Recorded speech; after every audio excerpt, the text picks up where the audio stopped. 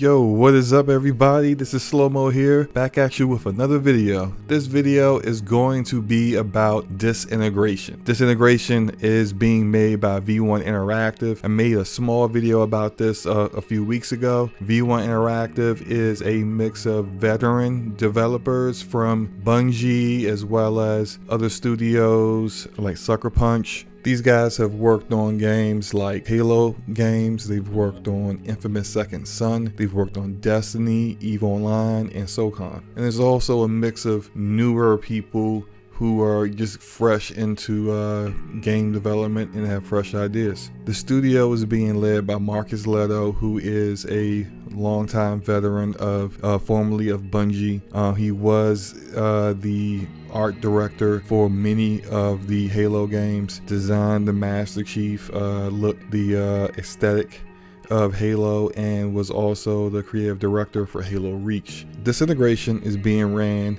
by a modified version of Unreal Engine 4.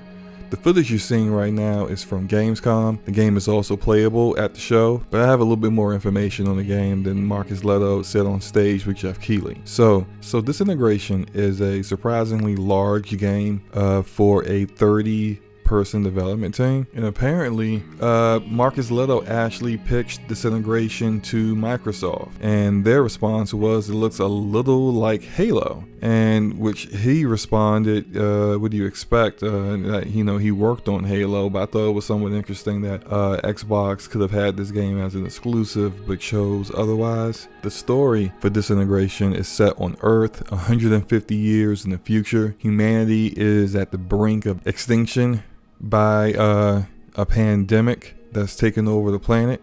Scientists have become desperate, and instead of discovering a cure, they've developed a procedure called integration. Now this procedure, what it is basically is they do a brain transplant, taking a human brain and then they put it into a robot. Now these robots, they can operate for 300 years, and the goal is to outlive the virus that's threatening humanity. But unfortunately, a war erupts between the integrated humans, and they call themselves the Rayon, and regular or natural humans. Now it seems all this is just backstory to the actual main campaign that you will be playing. It seems that the Rayon have won the war with the natural regular humans, and the game begins with a commanding officer named Black Shuck ordering his army to wipe out any remaining natural humans. So you play as Romer Shoal, and he is an integrated human, so he has a human brain and a robot body, and he doesn't agree with the extermination of all the natural humans, and he escapes and tries to lead a rebellion. Now, so the gameplay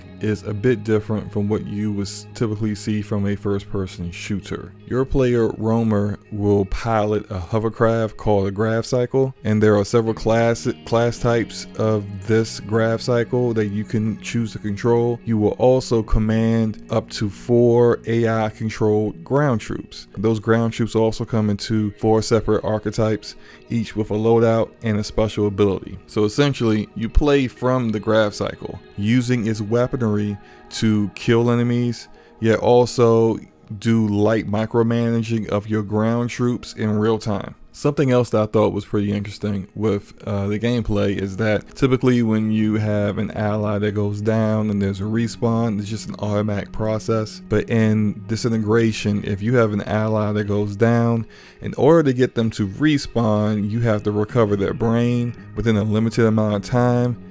And then that brain will be transported into a new body, and that's how they respawn. I think that's a pretty cool way of integrating respawns into the gameplay. This game isn't just a campaign; it does have a multiplayer mode as well. So there is, from what has been spoken of, there is a capture the flag mode called retrieval. Also, they have made note that there is no progression system in multiplayer, because they don't want people to feel like they have to continue to keep playing in order to stay up with other players. You can just put the game down, pick it back up, and not feel like you're too far behind. The game has definitely grown in scope since the game was initially pitched to the publisher private division, and it was originally intended to be a 4 to 6 hour game, and now it has turned into 13 missions and will likely be anywhere between a 10 to 12 hour campaign. So if things go well, V1 Interactive has also said that they have already laid the framework for a sequel as long as everything works out according to plans. So let me know how you feel about Disintegration. I will tell you, I am a bit intrigued about the gameplay. I'm not fully all the way in.